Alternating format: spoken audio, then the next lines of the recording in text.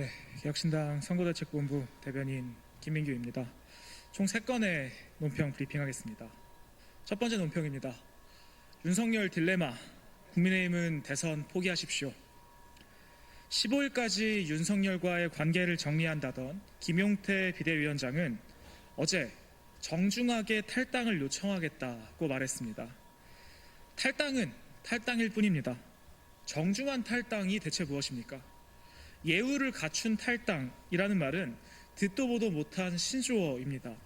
국민의힘은 이제 말마저 이상하게 합니다. 윤석열이 잘못했다면 당연히 제명이나 출당 조치를 해야 합니다. 잘못이 없다면 끝까지 끌어안아야 합니다. 그것이 상식이고 최소한의 책임 정치입니다. 그런데 국민의힘은 이해득실만 따지며 갈팡질팡하고 있습니다. 그 모습은 오히려 속내를 있는 그대로 드러내고 있습니다. 김문수 후보에게 묻겠습니다. 윤석열을 끝까지 지키시겠습니까? 아니면 하루라도 빨리 손절하시겠습니까? 겉으로는 헌법재판소의 8대0 탄핵 결정을 공산당에서나 있을 법한 일이라고 비난하면서 뒤로는 김용태를 앞세워 탈당을 요구하고 있습니다. 이중잣대입니까? 아니면 정치 쇼입니까? 도대체 어느 장단에 맞춰야 할지 모르겠습니다. 지도자는 욕을 먹든 칭찬을 듣든 결단하고 책임져야 합니다. 그러나 국민의힘은 윤석열 출당 문제에 대해 그 누구도 결단하지 않습니다. 비대위원장 김용태도 대선 후보 김문수도 누구 하나 책임지는 사람이 없습니다. 이미 무너졌고 누구도 나서지 않습니다. 부자도 아닌데 몸살이는 사람들만 가득합니다. 이 당의 관심은 오로지 내년 지방선거 공천권에만 있습니다. 대선 승리는 관심 바뀝니다. 스스로의 무책임을 국민들 앞에서 생중계하고 있을 뿐입니다. 꼬투리 잡힐 일을 만들지 않으려는 그 안이함은 비겁함일 뿐입니다. 절실함 없는 당과 후보로는 이재명을 막을 수 없습니다. 윤석열과 이재명이 함께 무너뜨린 민주주의를 바로 세울 수 있는 유일한 대안, 그것은 오직 이준석뿐입니다. 네, 두 번째 논평 브리핑하겠습니다. 이재명식 기업 통제, 뒤틀린 경제관의 미리 보기입니다. 지난 14일 이재명 후보는 국내 최대 컨테이너 업체인 HMM의 부산 이전을 공약하며 특히 HMM의 노조 동의를 받았다고 강조했습니다. 그러나 이는 HMM 직원 1,800여 명 중 600여 명으로 구성한 선원노조의 동의일 뿐입니다. 선원노조는 배를 타는 특성상 본사 위치가 바뀌어도 큰 영향을 받지 않습니다. 오히려 직접적인 당사자인 900명 규모의 사무직 노조는 금시초문이라며 부산 이전에 반대 입장을 분명히 했습니다. 당연한 일입니다.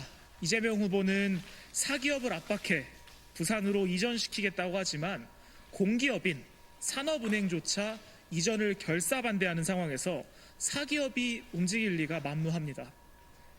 이재명은 기본적으로 기업 자유를 무시하고 국가 주도로 모든 것을 처리할 수 있다고 믿는 시대에 뒤처진 국가개발주의자에 불과합니다. 언론 보도에 따르면 HMM뿐만 아니라 SK해운과 H라인 해운 등 다른 해운회사의 본사의 부산 이전도 민주당에서 검토 중이라고 합니다. 멀쩡한 사기업을 억지로 옮기려 해도 직원들이 동의할 리 없으며 억지 이전으로 경제적 효과가 창출될 가능성도 매우 낮습니다. 이번 HMM 이전 공약은 이재명 후보의 경제관 미리 보기입니다.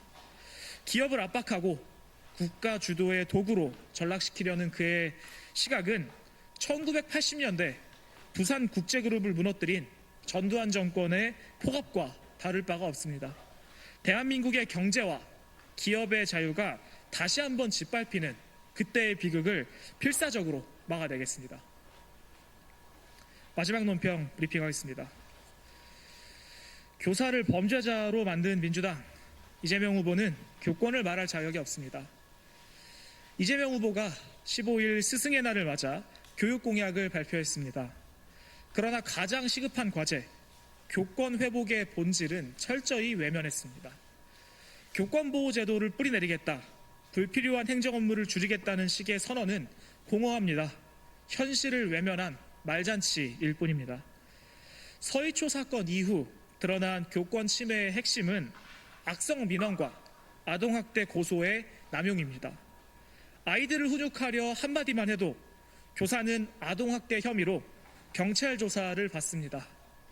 민원에 휘달리다 교단을 떠나는 교사가 속출하고 있습니다. 교권은 붕괴됐고 학습권마저 위협받는 것이 교실의 민낯입니다. 그럼에도 불구하고 이재명과 민주당은 교권을 논할 자격이 없습니다. 민주당은 교사를 가해자로 몰아세운 학생인권조례의 주도 세력이었습니다. 생활지도는 인권침해로, 훈육은 폭력으로 낙인 찍었습니다. 서희초 교사의 죽음 이후에도 이재명은 학생인권조례의 폐지를 끝까지 반대했습니다.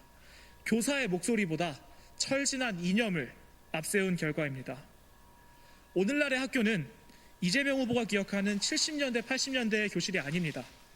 지금은 교사의 말 한마디에 인권이 진정이 들어오고 정당한 지도가 폭력으로 규정되는 시대입니다. 가해 학생을 보호하고 교사는 외면하는 지금의 교육 환경을 만든 책임이 민주당에게 있습니다. 2012년 이재명 후보는 SNS에 이렇게 썼습니다. 나도 선생님 돼서 애들 때려보려고 선생님이 되고 싶었다. 농담이라기엔 불쾌하고 진심이라기엔 위험합니다. 이처럼 시대착오적 인식을 가진 이들이 교육의 미래를 말한다는 것 자체가 모순 아니겠습니까? 이재명과 민주당은 교권 회복을 말하기 전에 교권을 무너뜨린 과거의 자신들의 과오부터 진지하게 성찰하고 반성하십시오. 이상입니다.